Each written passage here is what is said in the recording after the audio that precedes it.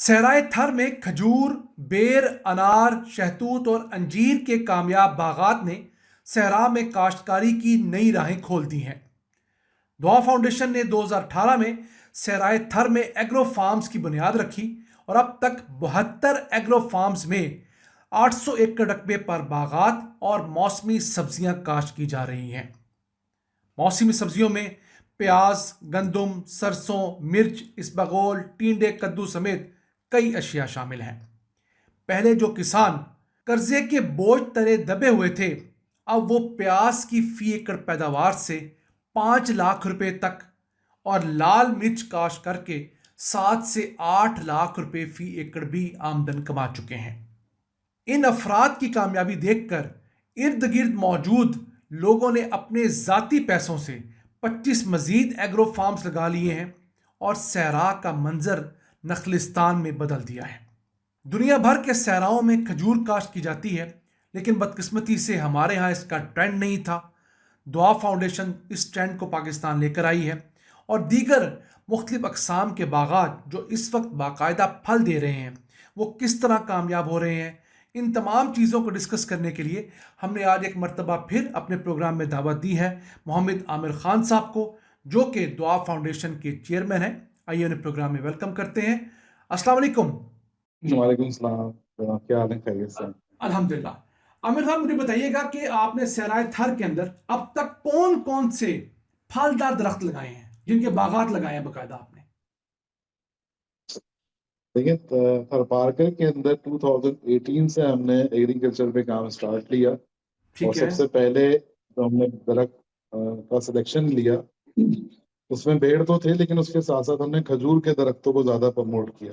पहले खजूर, ठीक है। दुनिया भर में हम देखते हैं सहराओं के अंदर खजूर के दरख्त लगे होते हैं, लेकिन हमारा सहरा जो है उसमें कहीं खजूर के दरख्त नजर नहीं आते थे। तो हमने सोचा, काफी हमने मालूमात ली, तो हमें कहीं से मुख्तलिफ खबरें मिली कि 80s के अंदर कुछ कंपनीज बाहर से आई थी, उन्होंने सर्वे किया, उन्होंने कहा यहाँ नहीं हो सकता। लेकिन बहरहाल वो एक अलग बहस है। लेकिन हमने कहा चले हिट एंड ट्राई, आप कोशिश तो करें ना। तो हमने सबसे पहले 2018 के अंदर जो है ना, असील नस्ल के जो दरख्त होते हैं 100 के करीब, वो हमने लगाए असील खजूर तहसील जो होती दादी के है। अंदर। जी। तो वो बिल्कुल। हमने कोई 100 दरख्त लगाए थे, जिसमें से कुछ मेरे ख्याल में 10-12 दरख्त जाया हुए। लेकिन बाकी सारे जो हैं वो आज के दिन, मतलब 2018 में हमने लगाए थे, आज 2026 में मौजूद हैं, और ये दरख्त पिछले 4 सालों से फ्रूटिंग दे रहे हैं। तो 90% उसी को, सर्वाइवल रेट, बहुत रेट है ना, 90% सर्वाइवल रेट। जी जी, अल्हम्दुलिल्लाह अल्हम्दुलिल्लाह ठीक है। उसके अल्हम्दुलिल्लाह। बाद और ठीक है। उसी को रिप्लिकेट करते हुए हमने कोई मजीद 8 लोकेशंस ऐसी हैं जिसमें हमने मजीद खजूर के बाग जो है वो बनाना शुरू कर दिए। ठीक है। और वो फ्रूटिंग पर हैं, कोई 4 से 5 लोकेशंस हैं जिसपे इस वक्त फ्रूटिंग हो रही है। अच्छा, चंद दिन पहले आपने कुछ तस्वीर शेयर की थी अपने फेसबुक पेज के ऊपर भी, जो नया आप फार्म लगा रहे हैं खजूर का। तो अच्छे खासे बड़े जी दरख्त जी। लगाते हैं आप खजूर के। देखें, खजूर का जो दरख्त है ना, जो माहिरीन हमें बताते हैं कि ये अगर एक दफा लग जाए तो ये 100 साल तक फल देता है। 100 साल इसकी तक। लाइफ जो है वो 100 साल होती है। जी। तो अभी जब हमने 2018 में लगाने शुरू करे, उस वक्त हमें भी थोड़ी सी मालूमात की कमी थी, तो हमने छोटे दरख्त लगाए थे जिनको मिच्योर होने में 4 से 5 साल लग गए। ठीक फिर है। उसमें मोर्टेलिटी भी होती है, पानी की क्राइसिस भी है, डिजर्ट के अंदर आपको पता है दूसरे भी मामला होते हैं। तो फिर हमने उसके बाद ये प्लान किया कि अब हम जो दरख्त लगाएंगे ना, वो हम बड़े मिच्योर दरख्त लगाएंगे जिनकी उम्र ऑलरेडी 4 साल हो, क्योंकि फ्रूट, फलदार दरख्त जो है खजूर, वो 4 साल लगा देता है फ्रूटिंग पे आने में। तो ठीक हम है। 3-3.5 साल का जो दरख्त होता है वो अब लगाते हैं, जो साइज में बहुत बड़ा होता है और वेट भी उसका भी 10-12 मन से कम नहीं होता। वाह। वो आपने वीडियो में देखा होगा, ट्रैक्टर के थ्रू उठा के उसको जी, हम लगाया जाता है। तस्वीर स्क्रीन पर तो चला भी अभी, रहे हैं। बिल्कुल। जी जी, तो वो जो है, अभी हम जितने भी इस तरह के दरख्त हैं जो लगा रहे हैं, सारे बड़े दरख्त हैं, ताकि 1 साल के अंदर ही फ्रूटिंग पर आ जाए। यानी कि जो भी शख्स ये दरख्त लगाता है, साल बाद उसको फल जी, आना शुरू हो जाता है। फल आना शुरू तो ये उस इंशाल्लाह। इलाके में खजूर का दरख्त कितने का मिल जाता है, अगर कोई शख्स अपनी जमीन पे लगवाना चाहे तो? देखें, ये दरख्त तो दूर से मंगवाए जाते हैं, थरपारकर में तो नहीं होते, हम्म। मुख्तलिफ जगहों से मंगाए जाते हैं, लेकिन ये मिल जाता है। असल में देखें, खजूर का दरख्त तो फिर भी सस्ता हो, लेकिन उसकी ट्रांसपोर्टेशन है, ट्रांसपोर्टेशन। ट्रांसपोर्टेशन मतलब 300 किलोमीटर दूर से लेकर आना, फिर उसका वेट इतना होता है कि एक्सक्यूवेटर के थ्रू उसको उठाना, और फिर वहां तक कोई 12-15 लोग, तो ये फिर भी ओवरऑल सारी आप कॉस्टिंग कर लेना तो ये 10-12 हजार से ऊपर का नहीं होता है एक तरह। एक ठीक है कि लोग अगर इस ये तरफ बहुत आना बहुत चाहें। कम रेट है।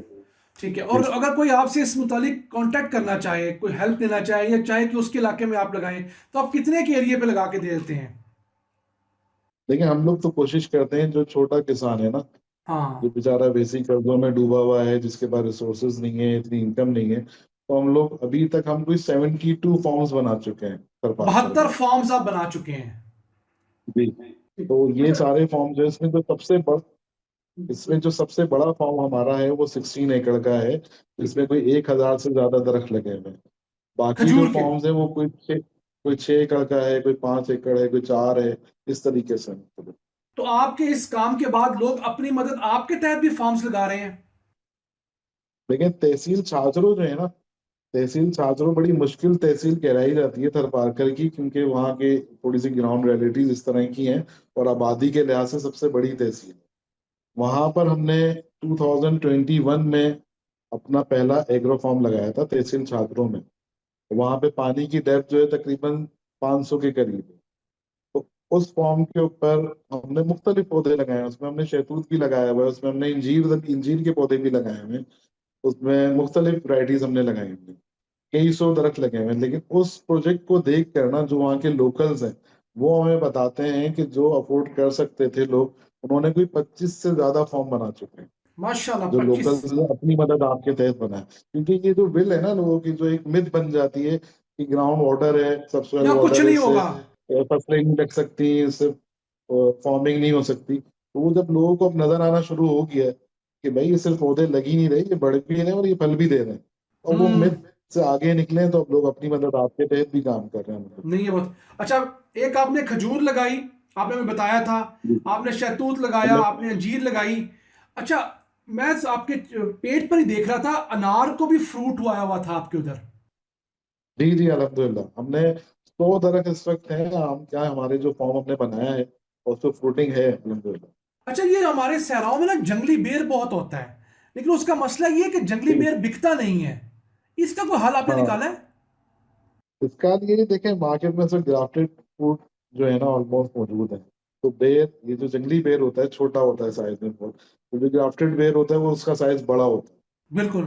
तो हमने वो वाले पौधे जो हैं वो लगाना शुरू करे। इस वक्त हमारे तकरीबन फॉर्म्स पे ही लगे हुए हैं, और जो हमारा बड़ा सबसे बड़ा फॉर्म है, वो पे 700 दरख्त लगे हैं, जो 700 फ्रूटिंग बड़े पर है। बेर के दरख्त? जी। और ये एक फॉर्म का मैं बता रहा हूँ, इसी तरह मुख्तलिफ फॉर्म पे कहीं 100 हैं, कहीं 50 हैं, कहीं 200 हैं, तो मुख्तलिफ ये दरख्त हैं। और ये जो दरख्त होता है, छोटा छोटा दरख्त होता है, प्राइस में भी कम होता है, और ये 1.5 साल के अंदर कोटिंग पे आ जाता है। तो ये कीमत कितनी होती है? जो सूफी बेर जो होता है, मोटा बेर जो होता जी जी। है, उसकी कितनी कीमत होती है नॉर्मली, अगर हम ले 1-1.5 साल का? ये तो बहुत सस्ता होता है, ये 250-300-400 रुपए का मिल जाता है, 250 से और एक 300 एकड़ तक। में कितना लगता है ये? लेकिन डिपेंड करता है कितना लगाना है, वहाँ साइज कितना है। असल में देखें, दरख्त लगाने के लिए वहाँ पानी का अरेंजमेंट भी होना चाहिए हाँ, ना। पानी सबसे अहम है। हाँ, तो वो पानी देखा जाता है कि वहाँ पानी कितना अवेलेबल है। अब मैं वहाँ 500 दरख्त लगा दूं और पानी जो है वो 50 दरख्तों का है, तो वो जाया हो जाएंगे। तो उन अच्छा, सब वैसे चीजों मुझे को बताइएगा, कंसिडर किया आपने जाता वहां है। पर जैतून का भी तजर्बा किया हुआ है, मैं देख रहा जी जी था। अल्हम्दुलिल्लाह। लेकिन ऑल दो जैतून पे भी इस तरफ फ्रूट नहीं आया, लेकिन पौधे अच्छे खासे बड़े हो गए हैं। जी जी, तकरीबन 5 साल हो गए इन पौधों को लगे हुए, बहुत छोटे साइज में लगे थे, इस वक्त कोई 5 फीट से ऊपर उनकी हाइट हो गई है, 100 के करीब वो भी लगे हुए हैं। और उन पे फ्रूटिंग नहीं आ पा रही, क्योंकि इन इलाकों में टेम्परेचर इतना नीचे नहीं जाता 5 डिग्री तक, और ऑलिव को जो है वो चिलिंग आवर्स चाहिए होते हैं 200 to 300 आवर्स। लेकिन ये कि वो पौधा बहुत अच्छा है, हम वहाँ पे लोगों को अवेयरनेस दे रहे हैं कि इसके पत्तों से जो है आप ऑलिव टी के तौर पे इसको हाँ, इस्तेमाल कर ऑलिव टी, सकते हैं। बिल्कुल। जी, ग्रीन तो टी उन जो है पत्तों सर, को ग्रीन टी, सुखा, जी, इसकी बड़ी ग्रीन टी के शानदार तौर ग्रीन टी पे बनती है। बहुत जबरदस्त, बहुत जबरदस्त होती है। तो लोगों को अवेयरनेस हम दे रहे हैं कि हो सकता है अभी क्लाइमेट चेंजेस जिस तरह से शुरू हुई है, टेम्परेचर काफी डाउन हो रहा है, तो उम्मीद करते हैं कि उन इलाकों में भी अगर टेम्परेचर ज्यादा रहता है अरसे, तो शायद फ्रूटिंग पे आ जाए अगले कुछ सालों में। तो ये जो वैसे आपने वहां पर जो मुख्तलिफ बागात लगाए हैं, जिसमें बेर भी है, खजूर भी है, तो वो जो जी किसान जी। पहले बेचारे मोहताज थे कर्जों में, अब उनकी आमदन कितनी बढ़ी है, मैं उसमें इंटरेस्टेड हूँ। देखें, ये जितने भी हम छोटे किसानों की बात करते हैं ना, ये मतलब जिनके पास ये फॉर्म मौजूद नहीं है, वो बारिशों के आसरे पर होते हैं कि बिल्कुल। बारिश होगी तो वो फसल लगाएंगे। बारिश जरूरत से ज्यादा हो जाए तब भी जहमत हो जाती है, हाँ और जी। कम हो जाए तो भी प्रॉब्लम है। तो एक बड़ा चैलेंजिंग काम होता है, रिस्की काम होता है, लेकिन लोग वो करते थे बारिशों में। तो उन्हीं को, जब वो बारिश तो साल में एक दो दफा हो रही है, इसके अलावा उनका जरिया माश यही है कि या तो उनका लाइव स्टॉक है जो थोड़ा बहुत है, वरना वो वहां पे जो है वो लकड़ियां काटना, फिर उसको कोयला बनाना, बेचना, यही सारा उनका काम था। या जो उसके जो होते हैं ईंटों की जो भट्टियां भट्टियां होती हैं, वहां पे ब्लॉक्स बनाना, ही 200-250 रुपए दिहाड़ी होती थी। ओए तो ओए। उन लोगों को हमने अब ये फॉर्म बनाकर दिए हैं। अगर 4 एकड़ के ऊपर उन्होंने गंदम या सरसों लगाई हुई है, तो उनको 3 महीने बाद एक माकूल आमदनी जो है ना, अगर सारे खर्चे निकाल के 1.5-2 लाख 2.5 लाख रुपए बच रहे हैं, तो ये बहुत बड़ा अमाउंट है उन लोगों के लिए। यानी कि ये और फिर जो बाग में नगर भी। पालिका, जी जी, जी जी, बताइए बताइए। बाकी जो नगर पालिका के अंदर जो फॉर्म बने हुए हैं, वहाँ की तो प्याज बड़ी मशहूर है। अच्छा, ये हमने और हाँ वो, ऑर्चर्ड की बात कर ली, हमने सब्जियों का जिक्र नहीं किया। सब्जियां कौन कौन जी सी जी, आपके फार्म्स पे लगी हुई हैं? सब्जियां तो देखिए मुख्तलिफ जो वेजिटेबल्स हैं वो तो लगी ही रहे हैं, जो रूटीन के घरों पे टिंडे होते हैं, जो दूसरी चीजें वो सब चल रही हैं। लेकिन दो चीजें जो मोस्ट इम्पोर्टेंट हैं, उसमें एक तो प्याज। ये प्याज की कैश आइटम कीमत है। बहुत ज्यादा, कैश आइटम है, इसकी शेल्फ लाइफ भी बहुत ज्यादा होती है। तो वहां पे हमने देखा है कि 1 एकड़ पे 5-5 लाख रुपए की प्याज बिकती है। 1 एकड़ से 5 लाख रुपए की प्याज? जी। वाह जी इसी वाह। तरह लाल मिर्च वहां पर लगाई जा रही है। तहसील कलोई में बहुत ज्यादा लग रही है, और नगर पाकर में बहुत लग रही है। वो भी 1 एकड़ पे 7-8 लाख रुपए की इनकम जनरेट करती है। ये आप सहरा की बात कर रहे हैं, ये कोई आप नहरी इलाके की बात नहीं कर जी रहे, हम जी इसको जी, क्लियर करना चाहते हैं। गहराई इलाके की बात की जा रही है, बिल्कुल। नहीं, क्योंकि लोग हमारे जो बिल्कुल नाज़रीन वैसे है ना, ही। वो ये गलत फहमी में ना रह जाए ना कि ये बात कोई और हो रही थी तो यहाँ पर।